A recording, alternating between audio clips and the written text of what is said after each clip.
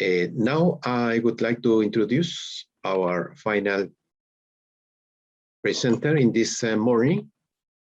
He's Professor Frank Wolak. He's the Holbrook Working Professor of Commodity Price Studies in the Department of Economics and the Director of the Program on Energy and Sustainable Development at Stanford University. He was chair of the Market Surveillance Committee of the California Independent System Operator, CAISO. Professor Frank Wolak, welcome. You have the floor. Thanks very much. Give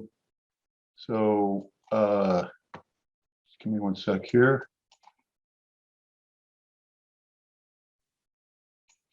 Okay, so hopefully everyone can see my screen. What I'd like to talk about today is market design and regulatory oversight lessons for Chile from the United States. So there's basically four areas I'd like to talk about. The first is something that is very important, I think, and increasingly important we're learning globally, which is to short-term market design that's matched to the actual how the system is operated. And then the next is what are called multi-settlement markets or day-ahead markets. I'll talk a bit about why I think these are so important and certainly something that should be considered and implemented in Chile. The other is this issue of bid-based versus cost-based markets. And if you are going to go to a bid-based market, the essential role of a local market power mitigation mechanism if you are doing that. And then the fourth, another topic is the incentive-based long-term resource adequacy mechanism. In other words, providing incentives for generators to actually be there and show up rather than just simply be there. And then finally, talk briefly about something that I think is a strength of a number of the US markets is the independent market monitoring and oversight processes. All right, so the early markets in the United States, there were many inefficiencies that simply because of their zonal design. We in the United States did not have the benefit of large state-owned companies that were owning the transmission network. These were all privately owned utilities that had done, because of the regulatory process, very little upgrade of the transmission network between, say, the early 1970s and when restructuring began in the late 1990s and early 2000s. So this led in all these zonal markets to effectively, one of the things was this so-called debt game, where or ink debt game, where essentially generators could sell energy in an unconstrained market that was the financial market that they knew could not be delivered in real time, and then essentially get paid to effectively not produce. Or similarly, the ink game, where they would effectively know that they would be needed because of a local constraint and therefore bid very high and get left out of the day-ahead market, so then they could be paid as offered in real time. And this certainly led to each of these regions to come to the conclusion, what I have written in red, which is in the end, physics wins, and suppliers know this and will essentially take advantage of this fact. This is actually now even occurring in a number of European markets. This is a paper cited here from the case of the Italian market, and largely because of the expansion in the amount of intermittent renewables as predicting the patterns of congestion and upgrading the transmission network to address those patterns of congestion extremely challenging because of the intermittency and therefore uncertain pattern of congestion that occurs in these markets. So as a consequence, all the US markets adopted what's called locational marginal pricing. And this essentially achieves the goal that I'm talking about, which is make the market model as close as possible to the model that is used to operate the transmission network. This eliminates, for the most part, this infeasible schedules that are accepted in the day-ahead scheduling process. And So the good news here is the fact that Chile does employ basically a cost-based LMP market that but it's a real-time cost-based market. There is no day-ahead market, and one of the big benefits of the day-ahead market is that if you schedule in the day ahead, that is a firm financial commitment that you are on the hook for to produce or purchase from the market, the real-time market. If you don't supply it from your unit, this creates a very strong incentive for generators to actually have units that can provide electricity in real time. So what is a multi-settlement market? It is, and the reason why, at least I think that in the United States, it's proven to be something that has been adopted in all of the US markets throughout the United States, is that it's just simply because advanced planning is going to lead to a more efficient dispatch of generation units, and particular where there's a lot of startup cost or other non-convexities, meaning things like I have minimum run times, I have minimum operating levels, all sorts of ramp rates, other kinds of things.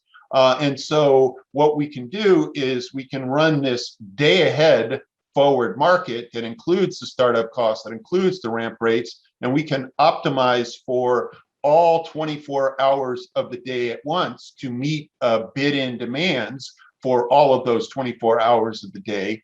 And this creates firm financial schedules. And I'll clarify what I mean by that. But these schedules that come through this day-ahead scheduling process, they represent a financial commitment of the seller of that energy as well as the buyer of that energy. So, for example, if I, as a generation unit in the day-ahead market, I sell 40 megawatts at $25, that's $1,000 that I get. I'm guaranteed to get that money. But if any deviation from what I do in real time relative to that day-ahead schedule, I have to purchase from the real-time market, or I sell in the real-time market at the real-time price. So if I produce 30, then I have to buy 10 of that day-ahead commitment from the real-time market at the real-time price. Same logic applies to load. A load consumes more.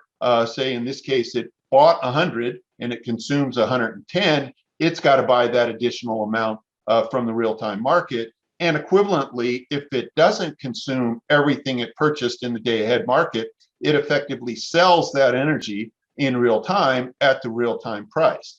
And so one of the things that's very a very favorable property of a multi-settlement market is it prices reliability of supply. In other words, what I mean by that is that every resource at a location in an LMP, multi-settlement LMP market, is being paid the same price in the same market.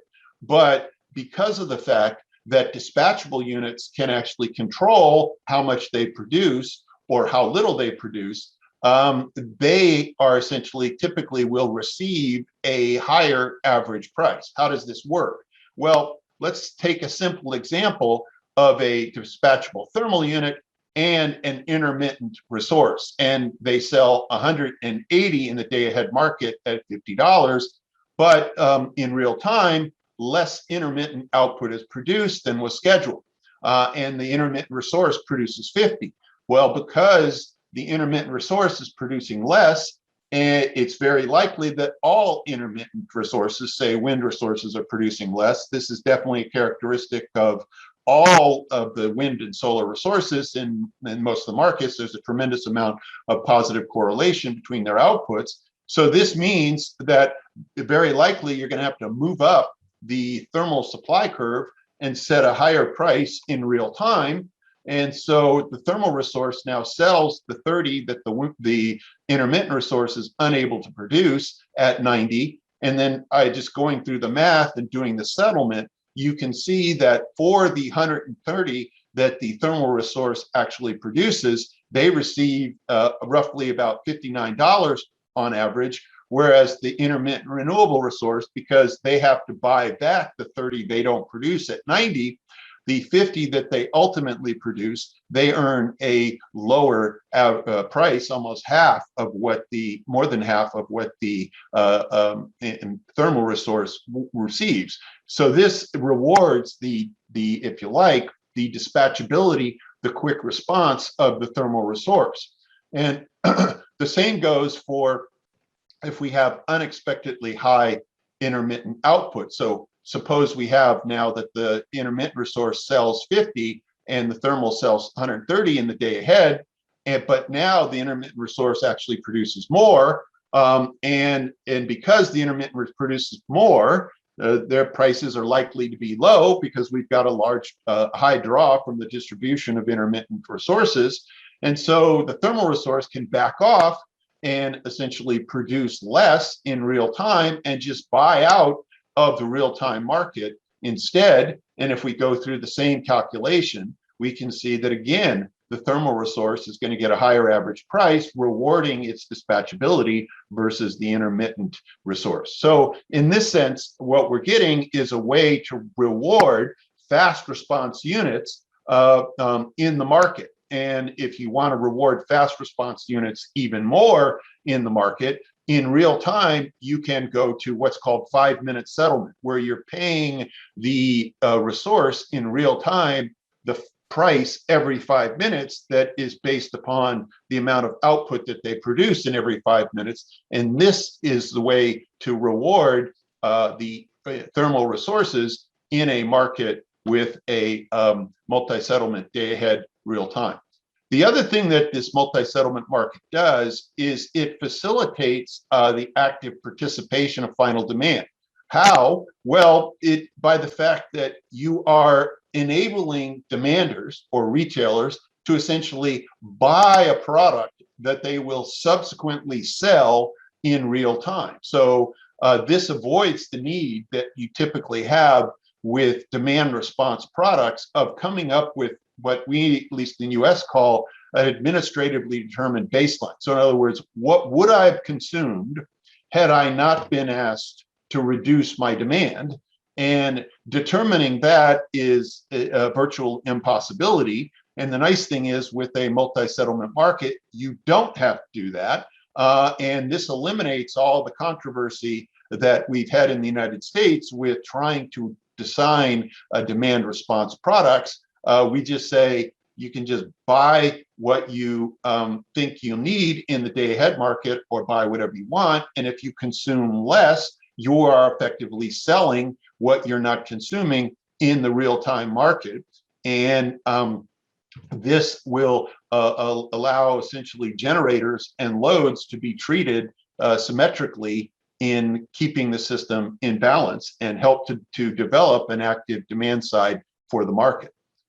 Okay, so how has this multi-settlement market worked out in the US? Well, here's a couple of papers that have looked at, let's see what has happened to market outcomes with the implementation of this multi-settlement LMP market versus the transition from this zonal market. And what we found in California is roughly to essentially supply the same amount of fossil fuel energy, we were able to reduce the cost of operating the system, as well as the total fossil fuel burned to meet that amount of fossil fuel generation by about 2.5%. And given the volume of trade that takes place in California, this is amounting to roughly a savings of more than 100 million annually in terms of just the average variable cost of operating these thermal resources. We did another study in the case of the transition in Texas, and found even larger cost savings, largely because in Texas there's significantly more dispatchable thermal resources than there is in California. And in particular, they have both coal and they have natural gas. And one of the big things that we found there, that the variable cost of operating system fell by about 3 3.9%, or more than a $300 million reduction relative to providing the thermal generation to meet demand there. So there are significant, I think, benefits to implementing this day ahead and real-time locational marginal pricing market with firm financial commitments. The other thing that's important to note is the fact that these markets also co-optimize the procurement of energy and ancillary services. So in other words, in the day-ahead process, there is a demand for ancillary services and a demand for energy. So that's what I want to talk about now with respect to Chile. So what could Chile do? Well, it could operate a two-settlement cost-based LMP market that co-optimizes energy and operating reserves. And so you would still continue to use the regulated costs that are used to operate the existing market for each thermal and hydro resource. There would be, say, capped price and quant price offers to provide each operating reserve.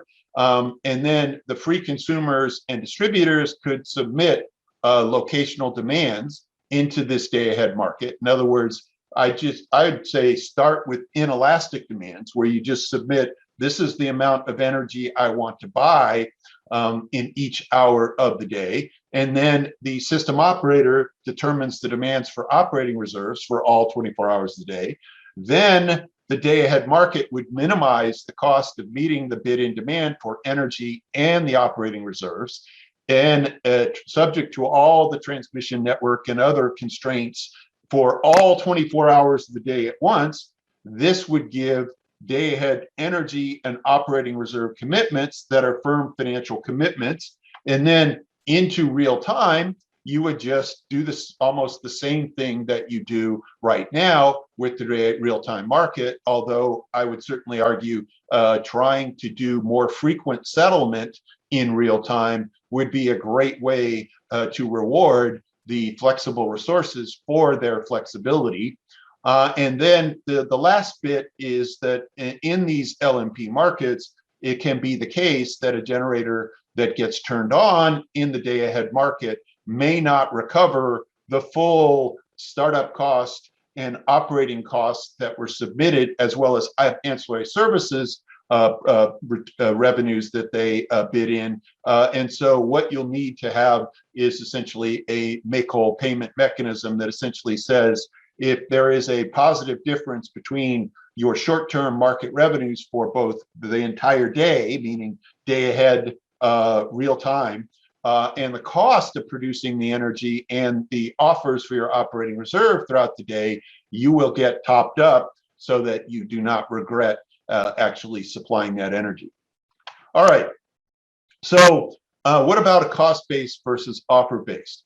My certainly strong recommendation is that a cost-based market is the most prudent way to introduce day-ahead and real-time market in Chile, this two-settlement system.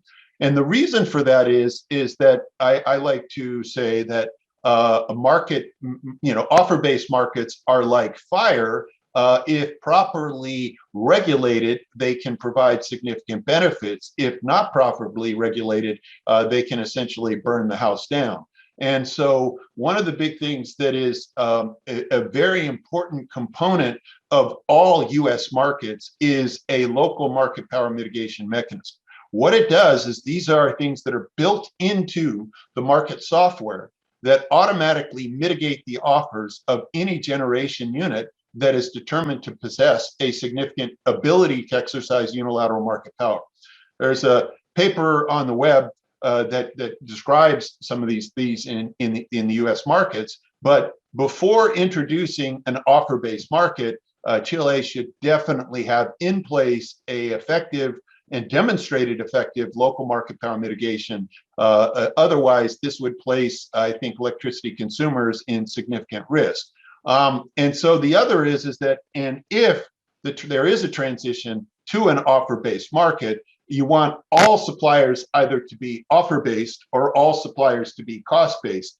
Any hybrid solution is just simply going to effectively limit the competition that a supplier faces that has offers, is able to submit offers. In other words, if I know I'm competing against a cost-based a firm, I have a lot of information that is going to make it much easier for me to raise the price. And so my argument would be at least 1 year, if not longer, of a cost-based operation in this day-ahead real-time multi-settlement regime, and working through the implementation of a local market power mitigation before a transition to an offer-based market.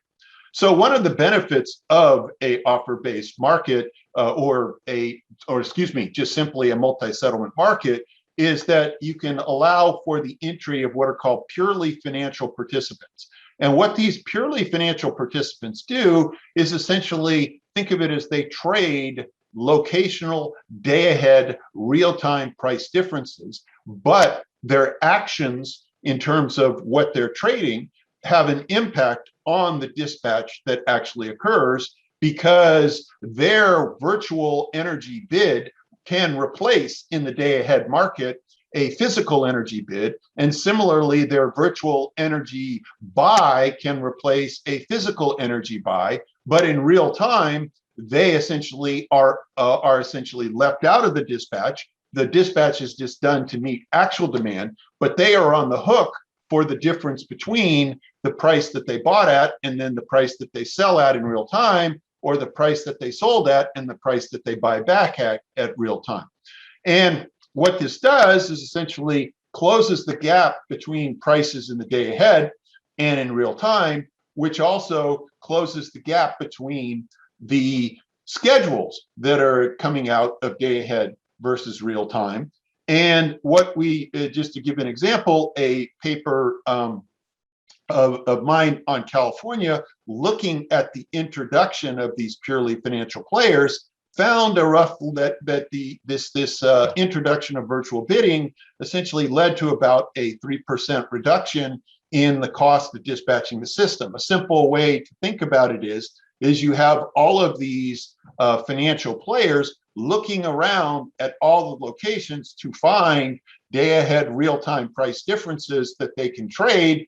As they trade those away, they get a schedule that is both lower cost and involves less deviations between day ahead and real time, which is, of course, one of the sources of the cost savings.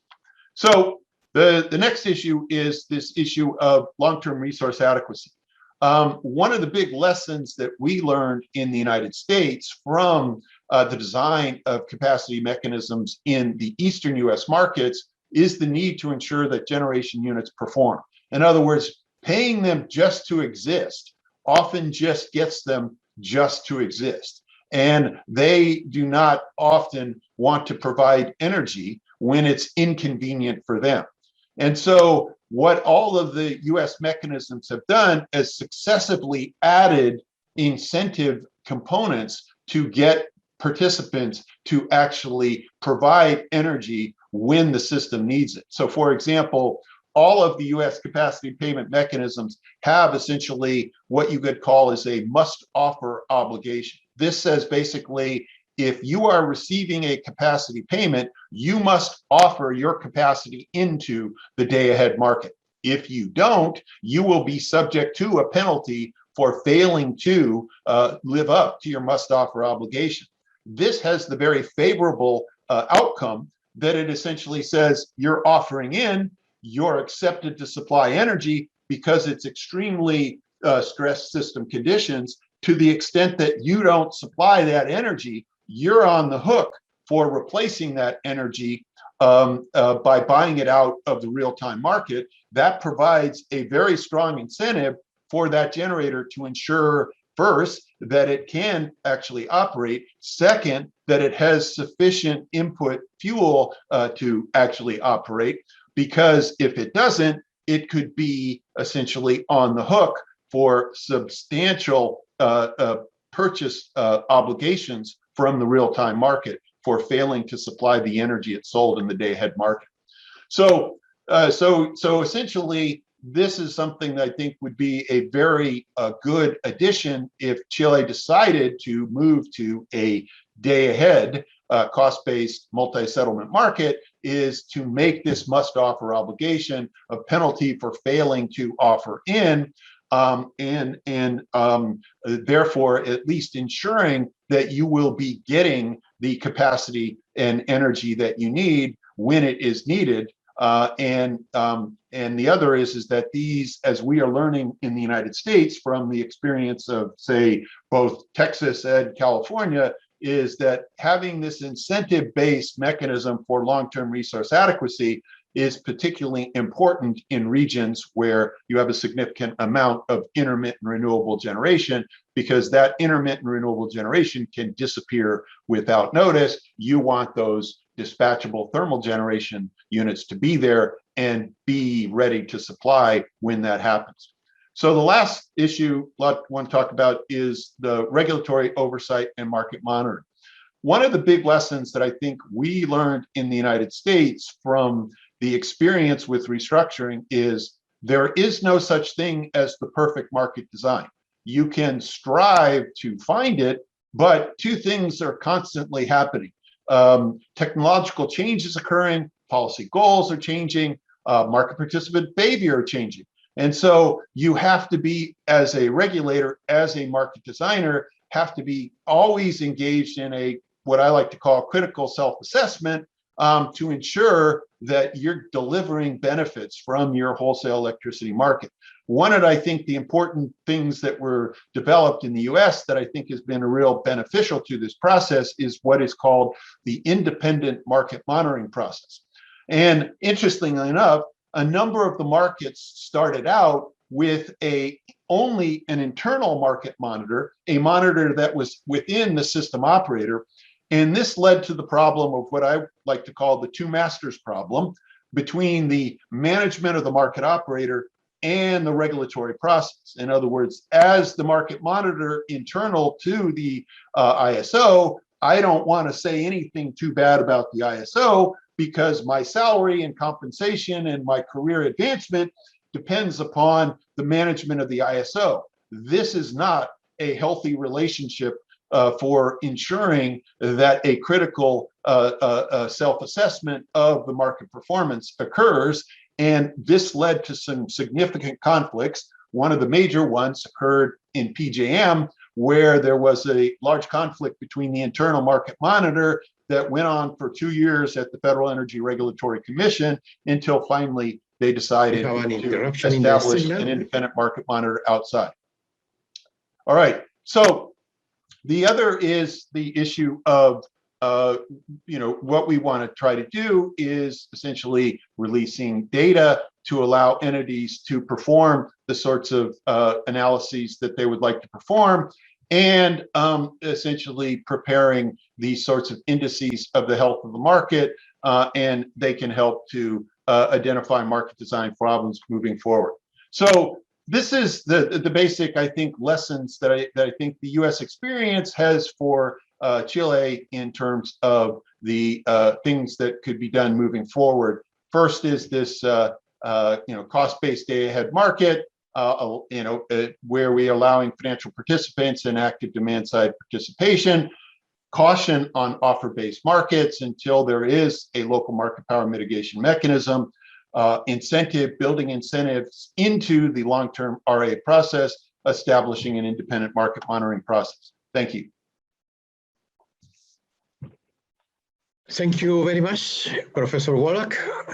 Very interesting with your proposals for the Chilean situation.